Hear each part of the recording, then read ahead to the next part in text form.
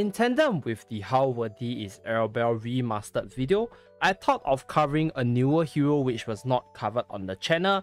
It is none other than one of the oldest hero within the game itself, which is Lapice, so the light and dark duo will be covered completely. That's why today there's two How Worthy video. One is the How Worthy is Arabelle remastered, and the other one is this How Worthy is Lapice actually video. I'll link up the Arabelle video in the card above as well as the description below, so do check it out if you are keen to find out whether or not Arabelle is still worthy in the current meta of the game. And without further ado, let us start today's video to see how worthy is Lapice actually.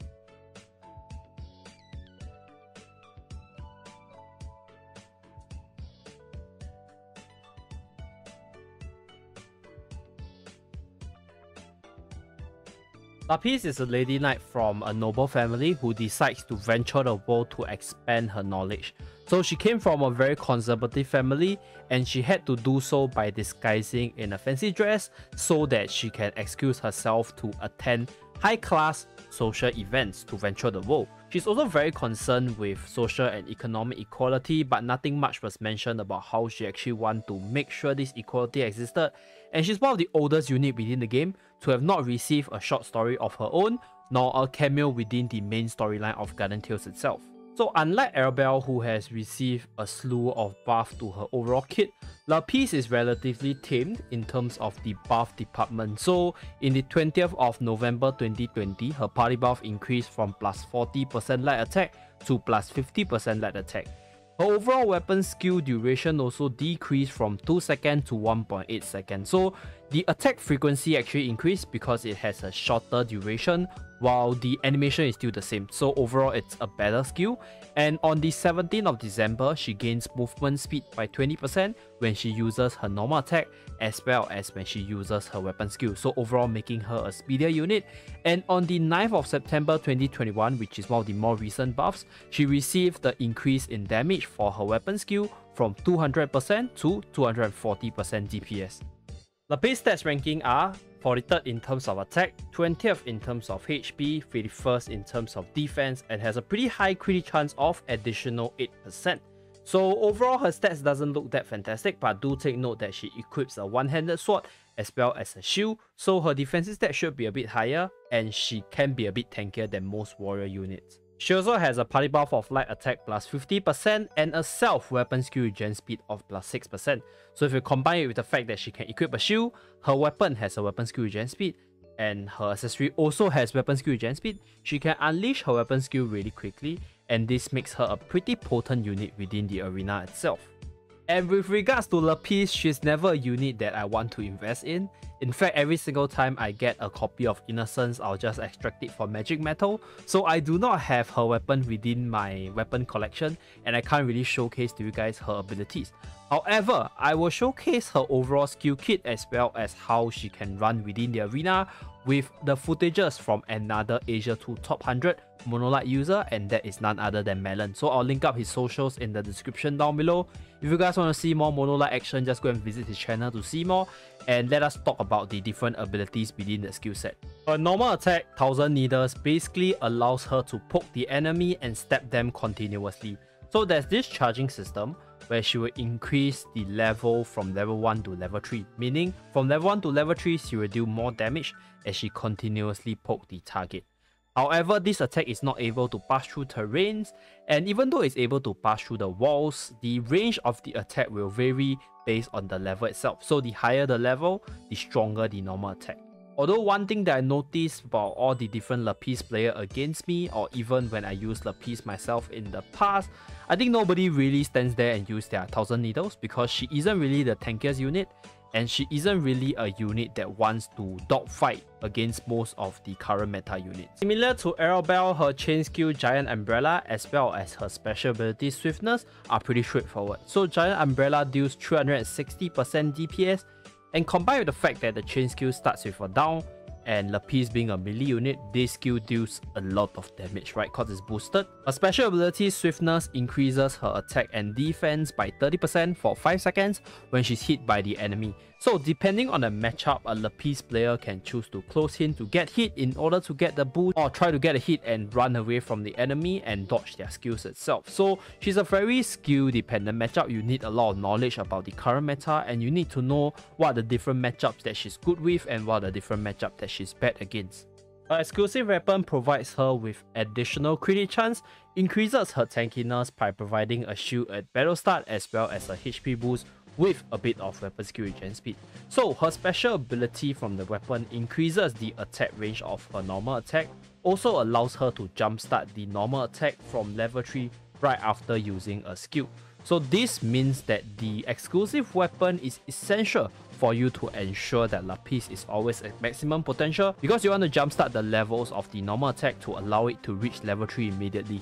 Her weapon skill Stinger has a relatively decent attack damage, 240% DPS with a 7.5 second regen time. So if you combine with the fact that the weapon has weapon skill regen speed, the shield, the accessory as well as her inbuilt weapon skill regen speed, you can see that you can lower Stinger's cooldown time to roughly around 5 seconds or so, making Lapice weapon skill one of the most spammable skills within the arena itself. However, this skill is 4 directional, so you do require some aiming in order to use this skill effectively. I personally feel that I won't cover too much about the Colosseum for Lapice because I think she's just bad there, right? As a warrior unit, she doesn't do very well in terms of the AI, and her weapon skill isn't that fantastic, even though she does have a pretty huge range that is able to cover half the map within the game mode itself. But if you do want to run a light team, I think there's a really powerful light range team consisting of Mark 99, Eleanor, Gabriel as well as Future Princess. So I find it kind of hard for you to slot her anywhere within the Colosseum right now, and that's why she's just bad. Don't use her. She's like totally a B tier unit, like no place and no strong team to fit into. As for Arena, similar to Arabelle, Lapice is really niche, and she does have a really solid team to use right now, which is the Mono Light team, consisting of Eugene, Future Princess together with Lapice. So Lapice is not a bad arena unit. She's very speedy, she can abuse her movement speed to her advantage, and she has a lot of room for outplay if you know how to use her. However, because of the rise of arena within the arena right now, she's not the strongest, right? There was a period where Mono Light was pretty powerful, but right now not the peak, because one strong arena as well as Camille can literally sweep 4 with the Mono Light team. That's why you don't see her as often as she used to be. However, if you like speedy light units, you like to run around and try to annoy your opponent with your weapon skills, then this Mono Light team is definitely worth your pick. And in this video, I'm gonna showcase a few gameplay from Melon, which is another Mono Light top 100 player from Asia too, and I'll link up his channel in the description down below. So if you guys want to see more Mono Light action, you guys can visit his channel to see more of it.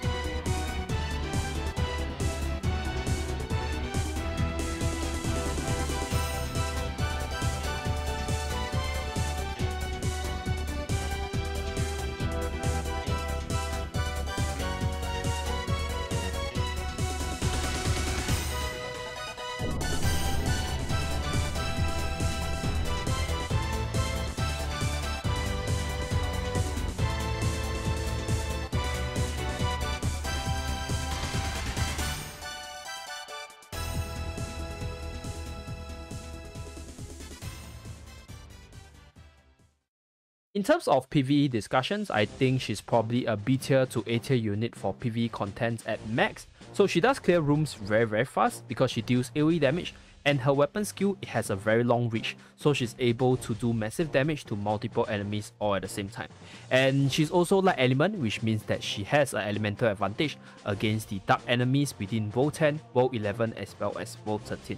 And the reason why she's probably a B tier is because lightweight teams right now usually don't run Lapice, and the movement speed strength of Lapice just is not useful within the PvE contents. And yeah, I think in most cases you still won't invest in Lapice for PvE contents because she just isn't that good, and there are way better units out there that can do the job better. So that's why I don't encourage you to build her for PvE purposes. And below are some reasons to pull or invest in Lapice.